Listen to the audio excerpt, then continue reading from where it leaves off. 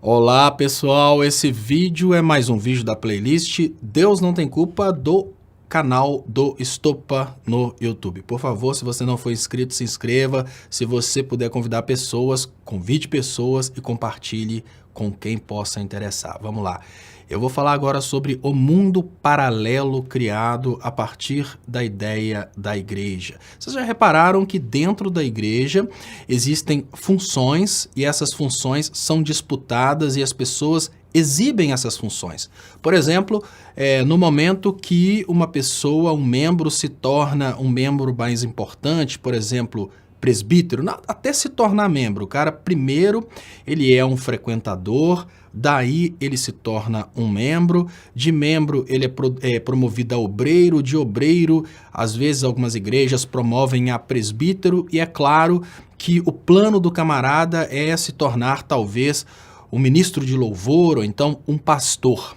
Isso funciona muito bem e essa estratégia da criação de um mundo paralelo dentro das igrejas é um dos motivos que faz com que pessoas sejam realmente seguras às igrejas. Isso porque na vida real conseguir cargos de confiança, conseguir funções sociais é muito mais difícil e muitas pessoas acabam se iludindo que elas terão oportunidades maiores na igreja. Vamos pensar a realidade, por exemplo, do Brasil. A gente sabe que é muito difícil um camarada se candidatar e se tornar, por exemplo, deputado federal ou se tornar ministro de alguma coisa dentro da República Federativa do Brasil. Vai precisar de votos, vai precisar de influência, vai precisar de muita coisa. E o ser humano tem uma necessidade muito grande dessa autorrealização, né? O Maslow já tinha falado isso, quem gostar desse assunto, pirâmide das necessidades de Maslow. O ser humano precisa, né, de mostrar que ele é importante, de mostrar que ele é superior. O ser humano, às vezes, ele faz coisas estranhas para conseguir um destaque entre seus pares.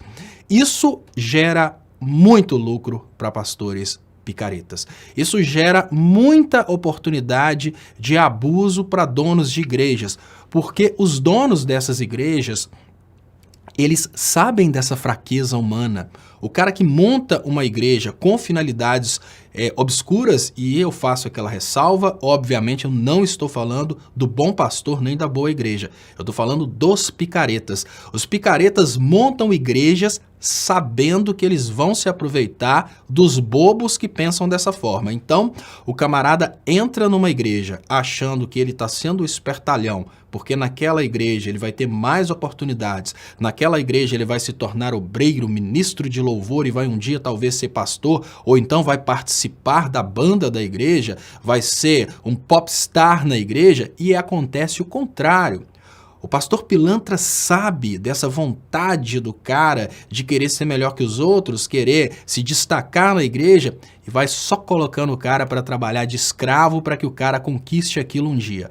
Aí de vez em quando algum membro é promovido a obreiro e fazem aquela festa para dar aquela impressão de que o cara realmente foi promovido a obreiro e ali ele ganhou na Mega Sena. Agora ele é uma pessoa importante, né? Ele até estufa o peito. Agora ele não é mais um membro comum. Agora ele é obreiro, ele passa a usar um terno mais caro, uma gravata mais cara, cumprimenta as pessoas de forma diferente e desse jeito, obviamente, os pastores pilantras constroem pequenas monarquias por causa do seguinte: quem consegue esses títulos dentro dessas igrejas não quer perder de forma alguma. Então essas pessoas vão lutar desesperadamente para manterem o título e, se possível, alçarem títulos mais altos. Então, no momento que uma pessoa começa a frequentar uma igreja, ela não é absolutamente nada, ela está frequentando.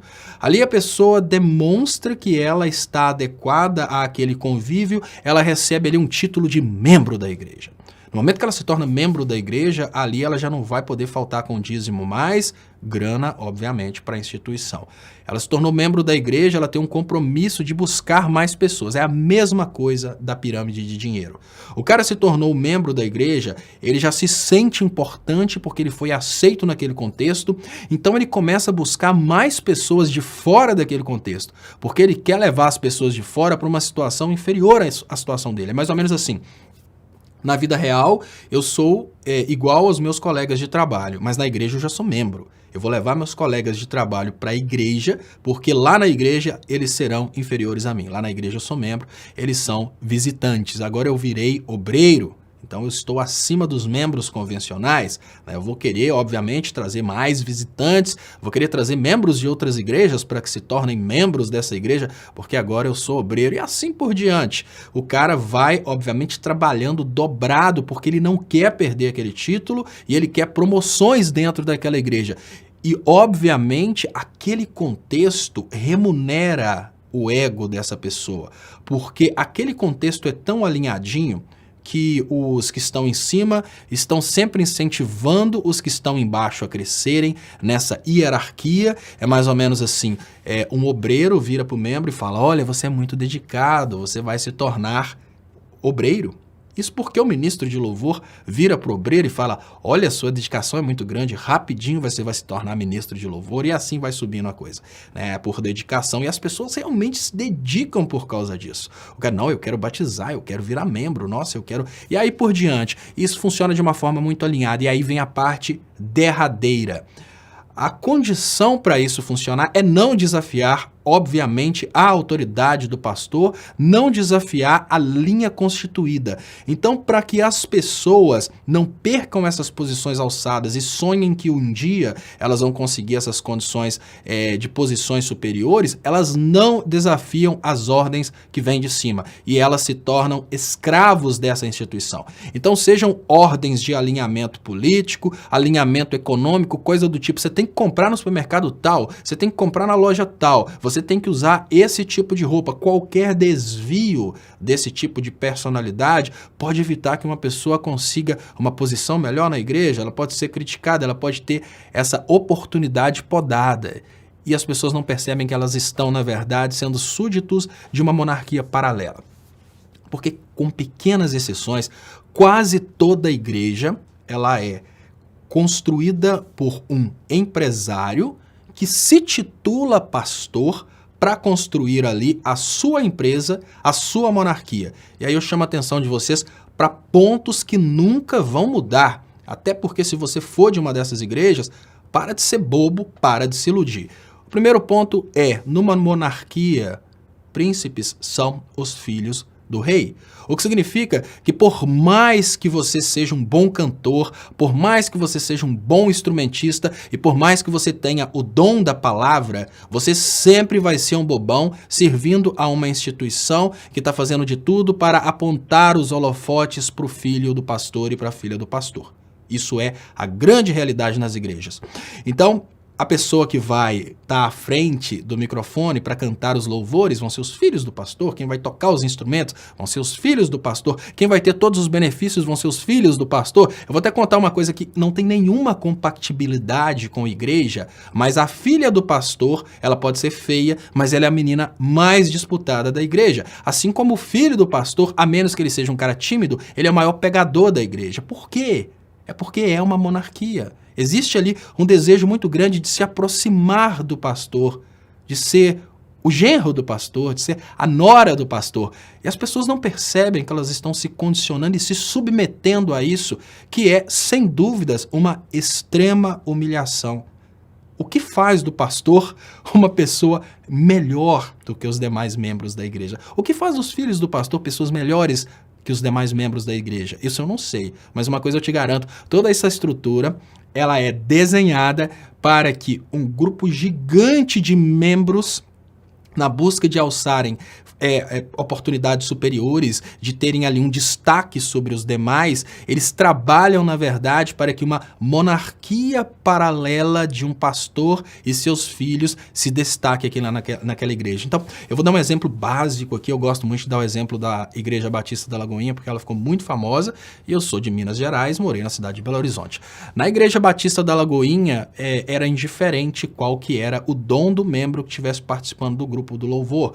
Obviamente, o ministério de louvor diante do trono sempre promovia a Ana Paula Valadão, porque ela é filha do dono da igreja. Assim como as outras pessoas eram coadjuvantes, né? Básico. Eu vou perguntar para você, quando você se lembra de diante do trono, você consegue se lembrar de alguma pessoa diferente dos parentes do pastor Márcio Valadão? Não, você não vai se lembrar de pessoas diferentes, porque, obviamente, todo o trabalho era feito no sentido de divulgar essas pessoas. E aí a gente tem toda uma estrutura de poder que é construída no entorno de divulgar essas pessoas. Como, por exemplo, não sei se hoje eles ainda têm uma emissora de televisão na cidade de Belo Horizonte. Ah, mas essa emissora é para pregar a palavra de Deus. Não é para pregar a palavra de Deus. Você deixa de ser bobo. Essa emissora é para promover as pessoas da família do dono da emissora, as pessoas da família do dono da igreja e para promover os produtos da família do dono da igreja. Então, quando você promove diante do trono como sendo um ministério de louvor, na verdade você está promovendo uma instituição comercial que está produzindo grana para a família e está promovendo também aquelas pessoas, para que aquelas pessoas tenham mais oportunidades e ganhem mais grana.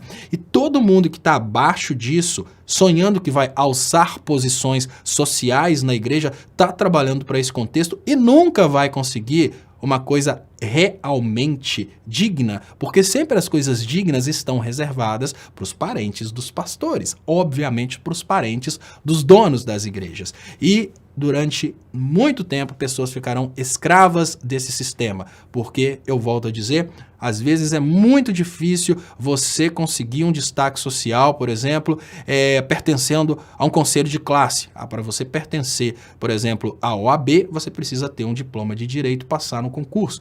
Então, às vezes, é muito mais fácil você pertencer a uma igreja como membro. Às vezes é difícil você ter um reconhecimento como músico no, entre aspas, mundo, e você acha que vai ser mais fácil numa igreja. Você se torna escravo daquele contexto e passa, na verdade, a trabalhar pelo destaque do filho do pastor naquele contexto, porque você nunca vai ter oportunidade se você não é o filho do pastor. Da mesma forma, algumas pessoas acham que vai ser difícil trabalharem nas decisões políticas da própria cidade, sendo, por exemplo, um vereador da cidade. Então, ela tenta ser obreiro, ministro de louvor e pertencer aí ao conselho de decisão daquela igreja. Não interessa o que pensam todos os obreiros, todos os ministros de louvor, todos os membros. A palavra final sempre vai ser a do pastor. Sabe por quê? Porque impera a espiral do silêncio. Se você falar qualquer coisa diferente daquilo que o pastor quer ouvir, por mais que digam que seja uma decisão democrática, se você fala alguma coisa diferente daquilo que o pastor já falou, todo mundo olha de olho torto para sua cara e sua decisão não vale nada. Ou seja, não há democracia. Você não é autoridade. Você não tem oportunidade de crescimento. Não há possibilidade de você se tornar a estrela musical sem ser o dono daquele contexto. Então, meu amigo, desista e liberte os outros escravos dessa situação. Sinceramente, se você acha que você vai conseguir qualquer destaque social, qualquer promoção social participando desse contexto, eu te falo, você até consegue. Monte a sua igreja e aí você vai promover você e seus filhos. Porque sendo escravo desse contexto que você pertence hoje, você não vai conseguir absolutamente nada. Agora, obviamente, se você frequenta uma igreja sem buscar a promoção pessoal, e olha, não precisa me responder nada, é só refletir com você mesmo. Se você frequenta uma igreja porque você quer buscar Jesus Cristo, porque você quer buscar o evangelho, a conversa é completamente diferente. Se você estiver numa igreja onde o pastor segue o evangelho, você está no caminho certo. Agora, se a sua intenção é a sua promoção, o seu destaque, você está fazendo papel de bobo para o destaque da família do pastor. Se inscreva aí no canal do Estopa. O canal do Estopa é o canal onde eu falo sobre assuntos diversos. Eu comecei diversificando por esses assuntos relacionados à igreja. Lembro vocês, eu não sou contra o Evangelho de Cristo, eu sou a favor do Evangelho de Cristo, eu sou contra a picaretagem. Convide amigos, compartilhe com quem possa interessar e até mais.